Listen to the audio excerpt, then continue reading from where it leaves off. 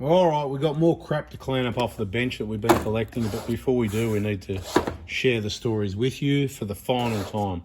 This is the last chance. It's like you're having a laugh going, mate, he's making videos cleaning up now. Yeah, right, I understand how funny it actually really is, but there's a story with all these things. Now, let's do the thermostat first. So there's your thermostat part number in case you want one.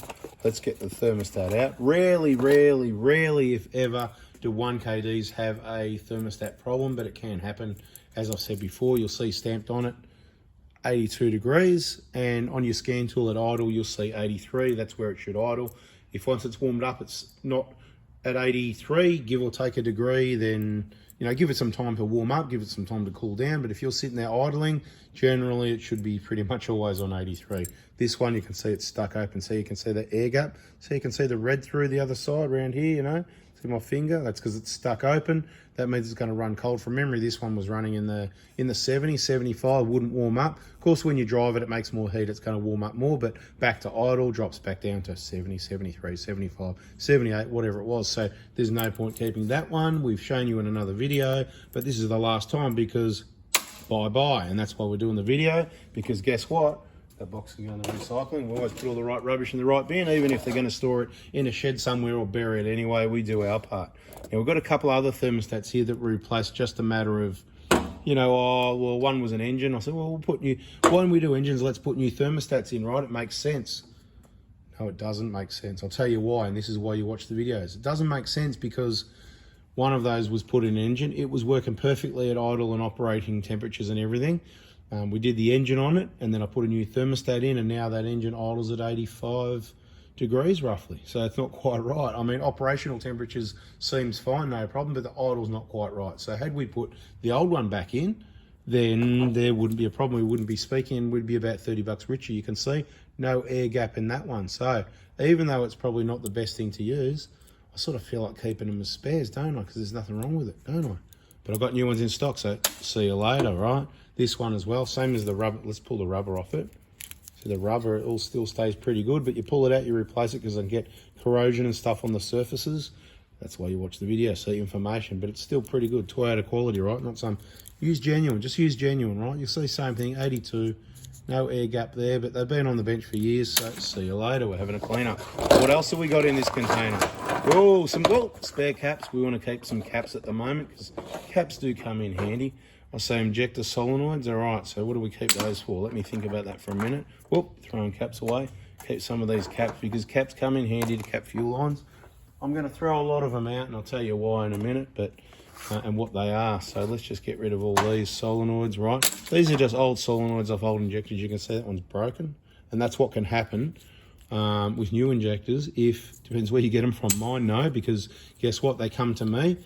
They get checked with me, and look at all the damage on these things. Look at that one smashed in, and that one's broken. So I check stuff, and then it comes to you all good, happy days. We'll keep that one because there's a special story on that one for another day. If you want to hear that story, you're going to have to subscribe and turn the bell on. Now this one, we'll throw them in as well. So they're all gone. Solenoid's all gone. That container that we're collecting them in, that can go as well, See you later. I haven't been on dairy yogurt for bloody 10 years. Where'd they come from? Anyway, so...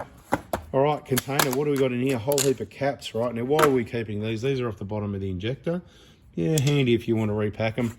You can see we've changed a few of the fuel filters. These are the caps off the Ryco Z780s. We stopped when the container got full. I've just taken some out because I'm kind of like going, yeah, should we keep some? The bigger ones usually come in handy. You've got to keep a few odd sizes. So I'm just condensing it into another container. Oh, these little flat caps, I don't know, but they seem to, come in handy sometimes.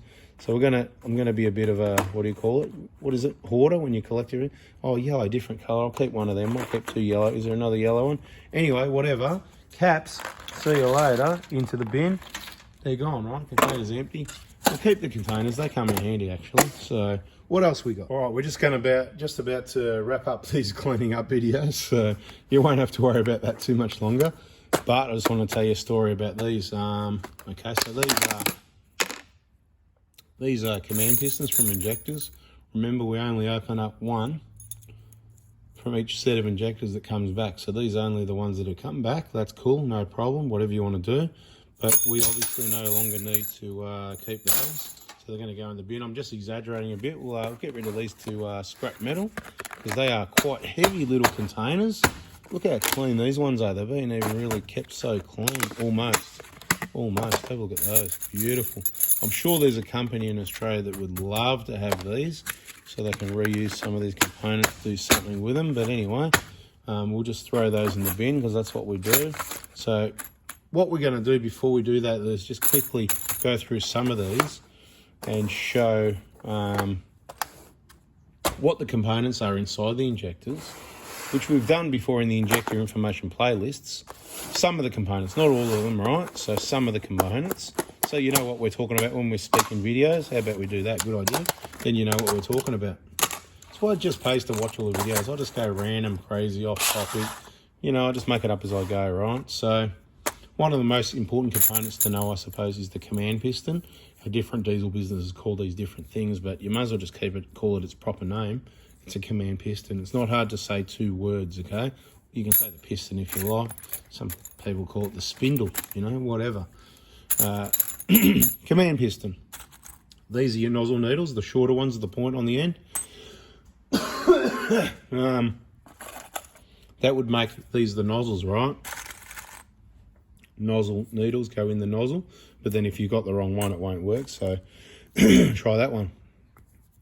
See, it goes in like that, right? And it goes, you know what pistons do?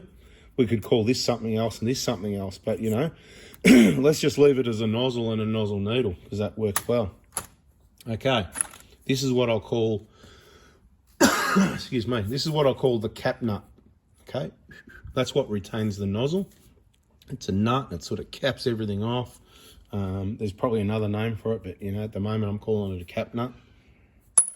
What else have we got? You know, you got some springs in there. Here we go. This is the spindle. No, it's not the spindle either. Just thought I'd put that out there because I just find it really annoying, the whole spindle thing. Okay, so before we had solenoids, I'll grab a solenoid. That's why I kept one, right? That's your solenoid, right? That's on top. Solenoid valve, okay? Solenoid valve. I might be a bit rusty and old, but that's what it is. It's all, we're getting rid of it, right? So just thought we'd touch base on a few of those before we threw them out. And before we go any further, some of them are DLC coded, some of them are not. If you want to know more, injector information playlist. I'm not going to waste my time, all the people that have seen those videos time again, but when I start missing a video tonight, this night, that night, I'm going to miss a video here, miss a video there. I'm going to get slack. I know I've been promising this for a while. When I miss a video, that's your opportunity to hit the playlists or search videos and find the information you want to know. Full DLC coded like that, much better. Old style, rubbish, okay? You know what happens with rubbish. See you later. Okay, same with the command pistons. Let's have a look at a full DLC versus a non-DLC. Again, in our injector information playlist, you can see the wear on these ones without even getting your microscope out, right? You can see all that's terrible. And these are just beautiful, right? These basically don't wear. In my opinion, these are like lifetime. The reason you're replacing the later injectors is these nozzle needles, they still wear. I've demonstrated many videos, right? So the nozzle needles change over time. I'll probably point out some wear on that one for you right there. But anyway, you know, they were non-coated and then they were, you know, sort of like this if you like and whatever. And then obviously in the end game, that's what you wanted, right? Beautiful. But these little things here, they do a lot of work right on the end there. They're getting absolutely hammered, and that's what wears, and that's where, you know, that's where your main problems are in the current injectors these days. They still, so it's actually a fact that if people could do their job right, you could use a late model injector, rebuild it, just change the nozzle, recoat it, and it would probably come up pretty good. I don't know if it'd be as good as a new one because it hasn't got 100% new other components. But as far as I know, unless something's changed, that's what they're doing. They're just changing the nozzle needle on those reman things, you know. Rebuilt, remanufactured, other brands, whatever it is, that's what they're doing. And of course, that's what you end up with, a bit of rubbish as well. Anyway, I think I've rubbished on enough. I've had a good clean up here today. I like get rid of stuff every now and then. Some stuff I kept for way too long. There's going to be more stuff going, more stories to tell. So if you want, subscribe, turn the bell on so you don't miss it. And if you liked it and learnt something, hit the like button and maybe I'll catch you on the next video. See ya.